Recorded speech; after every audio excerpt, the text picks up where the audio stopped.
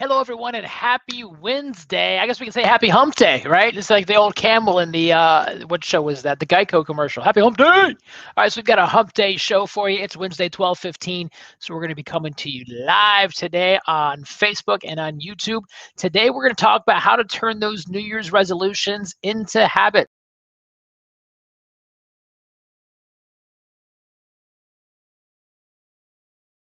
Health. If that's you, then stay tuned for the next half hour. We're going to give you the secrets, the tips, the tools, and the tricks to make sure you can turn those resolutions into habits. Be right back.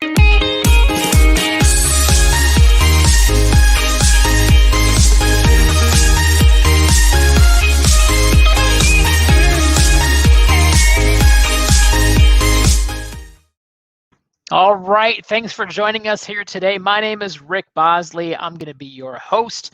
And here we are live. Where we are at? There we go. Live with me. We've got the. That's the one I want. You know, when you have so many up there and we're going live, we're just going to go with it. So we've got 3 viewers on there. If you are watching right now, do me a favor, say hello so I know who I'm talking to. And we're going to be talking to you if you have that New Year's resolution, you would like to turn it into a habit. If you do have a New Year's resolution, go ahead and post it right now. What is your New Year's resolution? What's something you're going to focus on? That way we can maybe use you as a real life example. And if not, I'm just going to give you some different tools and things that work. So a couple of things that I'll be working off of. One is going to be this book right here. It's called The Atomic Habits. The Atomic Habits is a fantastic read. So if this is a goal of yours to be able to get more purposeful with your discipline and your habits, moving it into it, then please pick up a copy of that book. You can find it really anywhere. James Clear is the author. He also has a fantastic Twitter feed, so check that out. And then I will be able to, I'm going to go into things that really spoke to me as I was talking to that book. Second thing that this is going to dive into is this One Thing book, and it's the 66-day challenge. We're going to dive into that 66-day challenge and talk about why and how that can work for you. And then lastly, talk about the psychological of how it all works and what it looks like. So first things first, if you've got a New Year's resolution, let's say it is losing weight, or maybe your resolution is to save more money, right? These are big goals that we've got, and it's probably the same ones you've had over and over again, year after year, yet we're never quite satisfied with it. Hey, Heather. What's up, Jason? Thanks for joining me on there. Hey, if you guys want to play along, tell me what your New Year's resolution is for this year so we can use some real life examples. Heather, so you said you love the book, The One Thing, and the 66-day calendar. I would love to find out what your favorite parts around that, and maybe you can bring in some extra insight. So I'm going to share with you, as we go through it, the book, the third book here is the 12-week year. I've just started this. I'm about 3 chapters in. And we're going to dive into this one a little bit. Heather, have you read the 12-week year yet? Love to hear if you have. If you haven't, take a look. We actually have the author, Brian Moran, doing a live webinar on Friday. So if you want access to that webinar for Friday the 8th, let me know. We've got the author of the 12-week year. Jason, you said the first one is your resolution. What, just to say hi every time I'm live? That's a great resolution. It's turning into a habit, which I appreciate. So let's really talk about the atomic habits. And atomic, that word means microscopic, tiny, an atom, right? It's these small little changes that can have that big impact. And in fact, that's how he describes it here. It is tiny changes, remarkable results. It's one thing at a time. And really what stood out to me when I was reading this book is you have to have a habit established before you can build upon it. How many of you guys are like me? And one of the resolutions or habits you would be focusing on would be waking up early to have a more productive morning, including working out and reading 30 minutes a day, right? That's something that is common that we just said, we're going to do better, and here's how. What I learned from Atomic Habits is those are actually 3 habits stacked on top of each other. And you cannot build upon a habit unless you've established one. So if we were to say, what's the first thing that must happen for all that to take place? Well, it's going to be waking up early. So if you're following along with some notes, write down Wake up early is the first thing, yet is that really the first thing?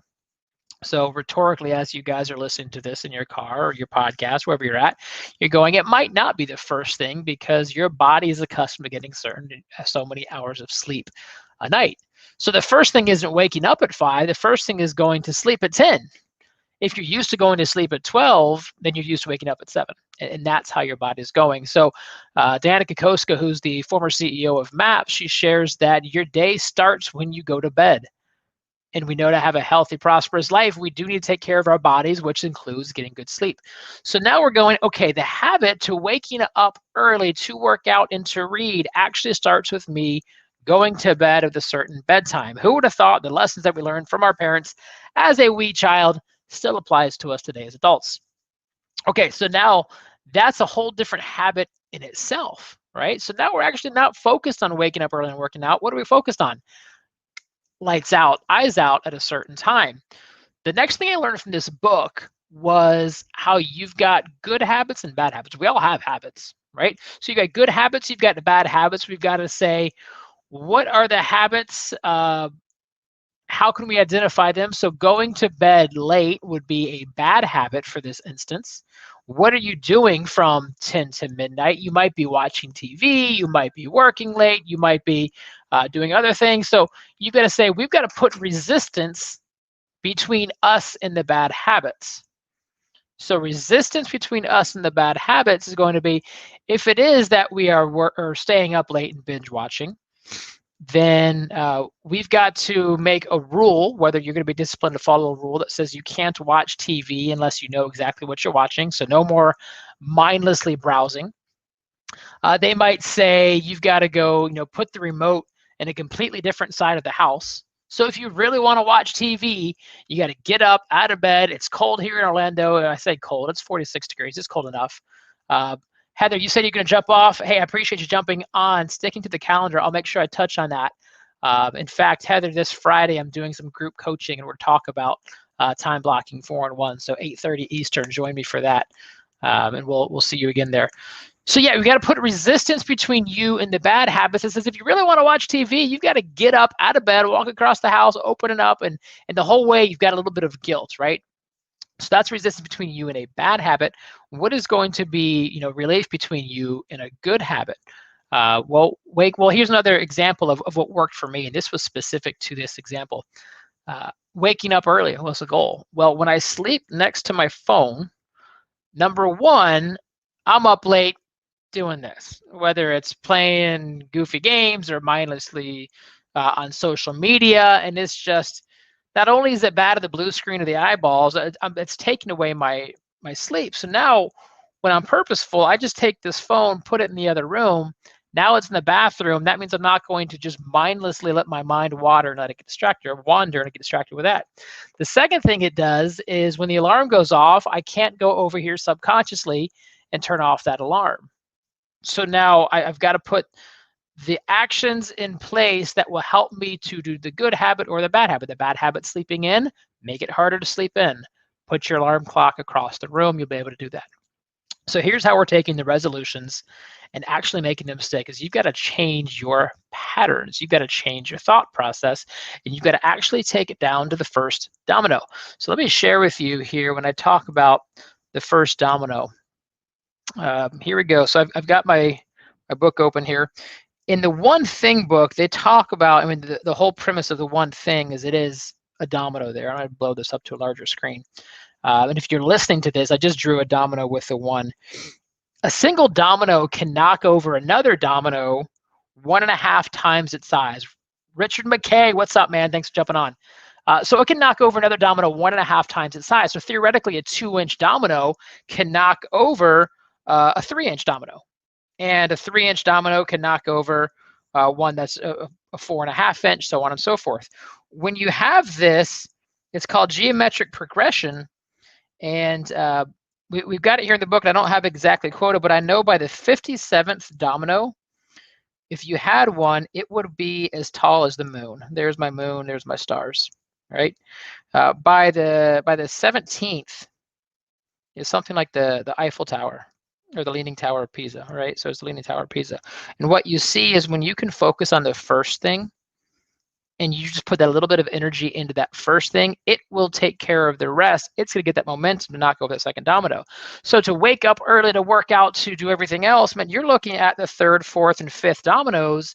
We've got to back it way up that says, I'm going to get my cell phone away from my sleeping pattern, and I'm going to unplug the TV out of the wall every night that if I really want to watch, and this would be, Monday Night Football I might really want to watch, or a new show, or a date night, that I'm going to go back there, I'm going to plug the TV in, I'm going to take the remote control from across the room, go over there, because I know exactly what I'm going to watch. So if you'd like to turn your resolution into a habit and into actuality, don't just take whatever the end result is, back everything up to say what exactly is the process that's happening for it. So that's a little bit about atomic habits. The last thing I want to touch on of atomic habits that really stood out to me was we'll call it be, do, have, which is a bold law. And if you guys have hung out with me long enough, I've quoted these bold laws, and it's a real estate course that I've taken several times. And be, do, have says if you want to have a certain result or a resolution, then you've got to do the things that other people do that have that. If you want to have the body or the waistline or the intellect or whatever, then you've got to work out, eat right, and read more. Well, doing it's not enough because we have our subconscious, and we've got to be that person. The example they brought up in this book was smokers. And so you have someone who is a smoker, has been a smoker, and their New Year's resolution is, I'm going to quit smoking. Maybe you know somebody that says, I'm going to quit smoking. And you have somebody else who's never had a cigarette in their life, and they wouldn't touch this stuff. If both of those people are at a social gathering and someone says, hey, do you want to go smoke? This is my cigarette. Do you want to go smoke? One person's going to say, no, I don't smoke, because they've never smoked in their life. The other person, if they're not if they're just doing, they're going to say, no, I'm trying to quit. Maybe you can identify this, or at least you've heard this of going, no, I'm trying to quit. Now, of course, unless the person giving the cigarettes just completely, whatever they want to do, they're not going to talk you into doing, come on, it's just one, just take a puff. Yet you might have that peer pressure. They're never going to give that peer pressure if somebody says, no, I don't smoke. Come on, you should try smoking. No, I'm trying to quit. They might get you in there. So if you have a resolution to eat better, stop smoking, stop cussing, give up soda, identify yourself with somebody who doesn't do that. No, I don't smoke anymore, as opposed to I do smoke and I'm trying to quit. Yoda tells us there is no try, do or do not. That's my Yoda impression. You're welcome for that.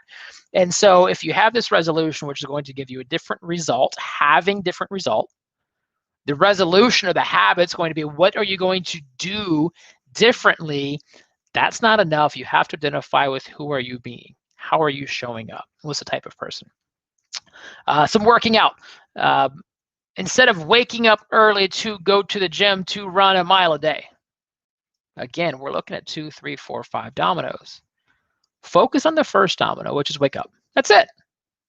Go focus on that. And here's where I want to bring in the, let's see, add a stream. There we go. The 66-day challenge. And this is just a simple way to track your habit. So once we identify what exactly is our resolution or what exactly is our habit, it's not going to be all those things, waking up early and going to the gym and running 2 miles a day. That's not the habit. The first habit's waking up early. Maybe the first habit is going to sleep on time. So you identify 66. Now 66, when we've grown up, we used to be 21 days to make or break a habit. And for some of you, it might be 21 days. For some of you, it might be 121 days. And in the book, The One Thing, they studied people and said, how long on average does it take for someone to create a habit? And on average, it was 66 days. So you might be a fast learner and you could be like that cold turkey decision, I'm doing it. You might be a slow learner and just completely fight with yourself and you need all the time. So on average, it says 66 days. So you simply take this calendar, and it's got 66 little marks on it. And you say, yep, I did it 1 day in a row. I did it 2 days in a row. I did it 3 days in a row. And just like when we were kids and we checked off how many days until school was out or how many days until Christmas, you will check off how many days in a row you've waken up at 5 o'clock. How many days in a row you have not had a cigarette. It kind of works like AA works. You get the chip, right? And I've been X number of days sober. That is a tracking mechanism, and they give you the chip to keep you accountable for that longevity. By the time you get 15, 20 days or more, it actually becomes so competitive because here's the kicker. You can have one bad day, right? In AA, you can't. You got to turn in your chip. For the 66-day challenge to create a habit, you can have an off day. You can have a weak moment. Because if you have the weak moment once that you can get right back to it, it says you still are habitually creating that neuron link to create that habit. If you have 2 days in a row, if you sleep in 2 days, you got to start back over. Your 66 goes back to 1, and you've got to start back over. So I encourage you and challenge you with whatever you're looking at for your resolution. When we think about I resolve, I'm going to quit smoking. That's great, but what are you actually going to do differently, and how are you thinking, and how are you showing up as a being? So you've got your 66-day challenge. Identify the habits. When you look at this again, it is a great tool because we've got this, and let me blow it up a little bit. You've got spiritual life, physical health, personal life, key relationships. So again, if you want to read more about this, I encourage you to take a look at The One Thing, just another great book. And then also, this is intended for business owners. Let me see if I can do this. Remove.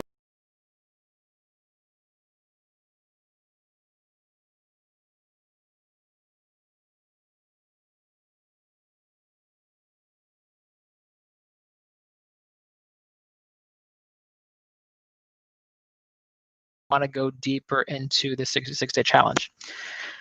Finally, what I'd like to share with you here, we're about halfway through, and that's okay if we don't use all 45 minutes because we don't have a guest speaker on. This is just my way to say Happy New Year, and how can we turn this thing into more?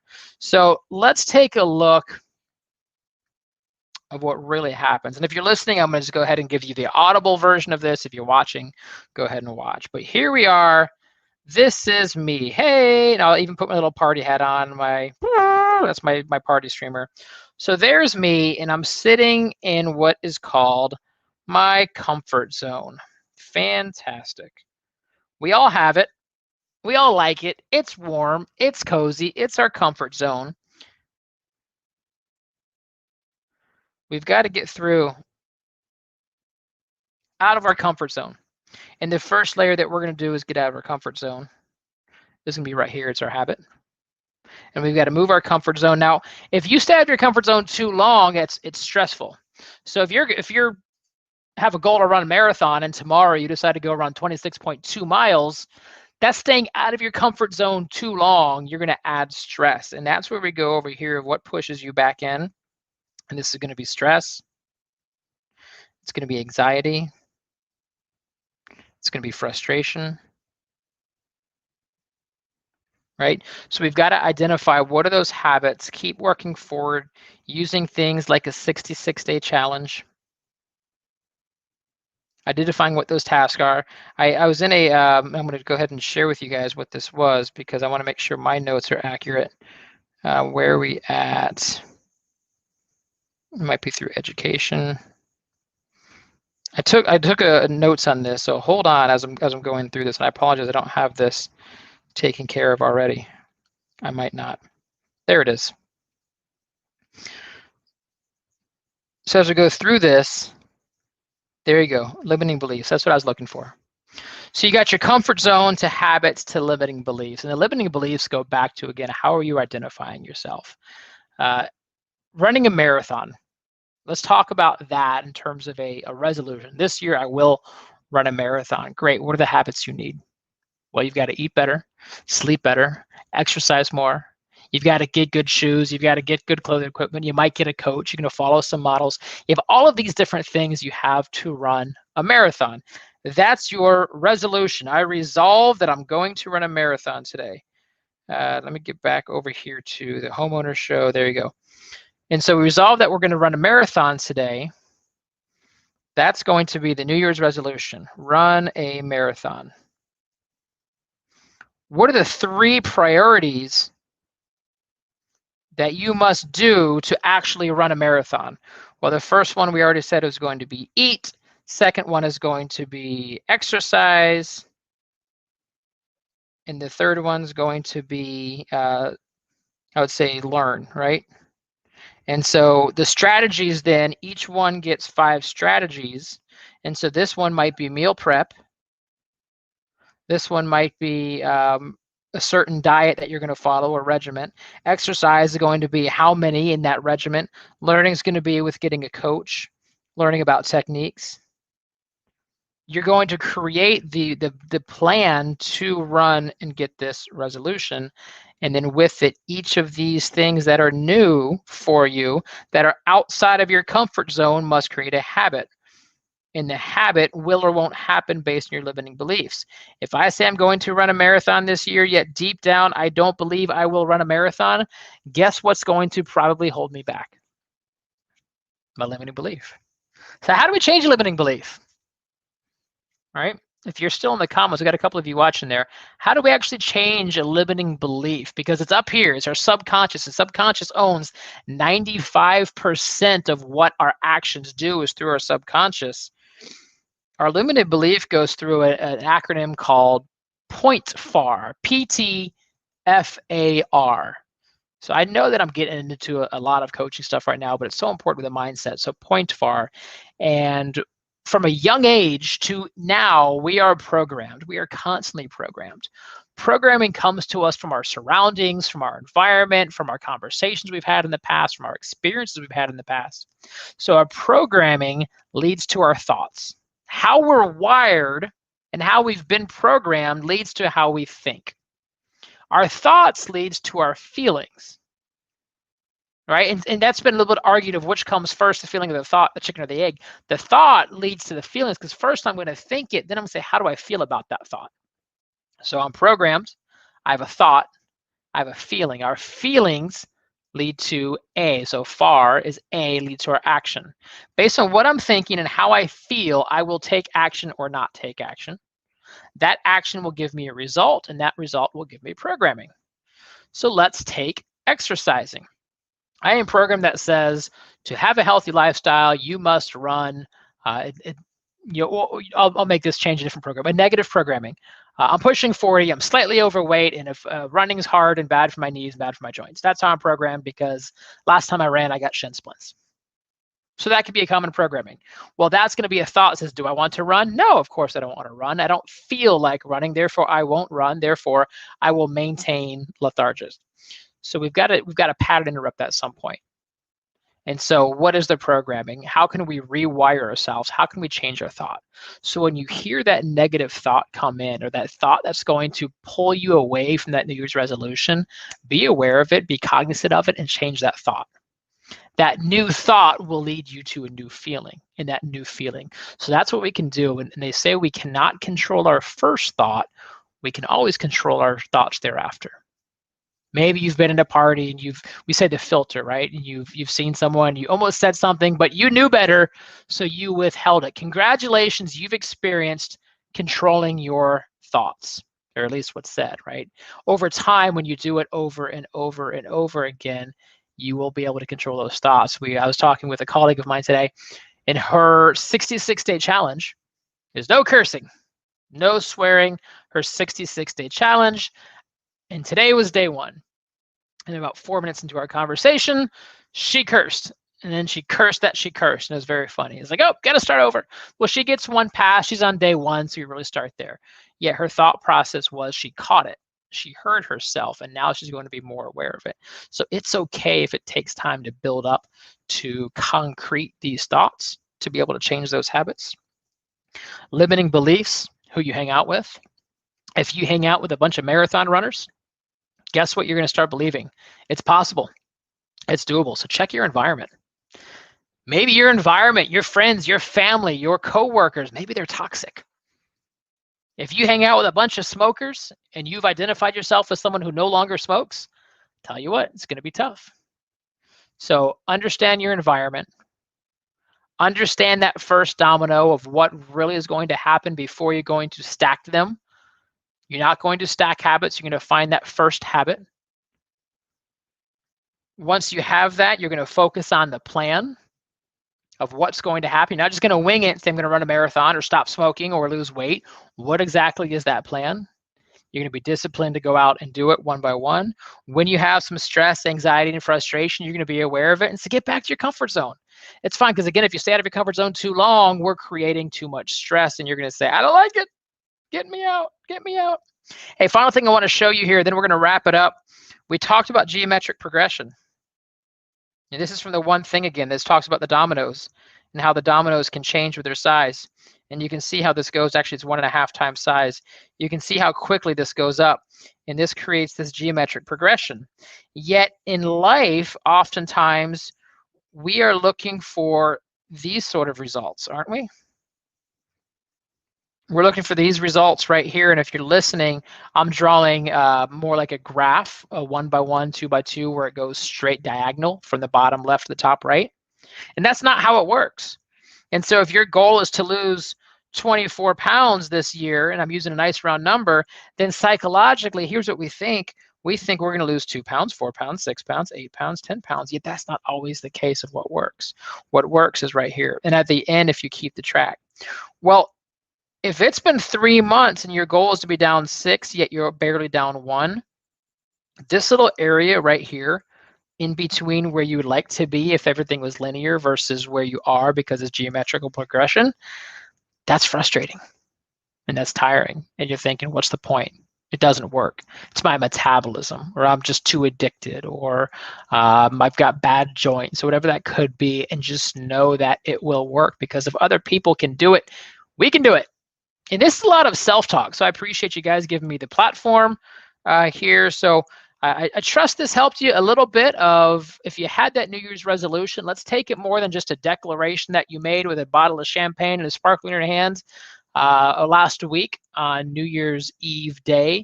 And let's say if you're serious about it, let's do things like picking up the One Thing and picking up this book. Let's do things like downloading that 66-day challenge, which you can do at theonething.com. Let's go pick up the Atomic Habits and go, let's make a change.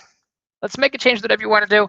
And if I can help you out with anything specifically around it that you'd like to do, if you're going, whether it's personal or professional or anything that you'd like to do, I would love to be a resource for you. I am a realtor. I help people and love helping people buy and sell houses and invest in houses.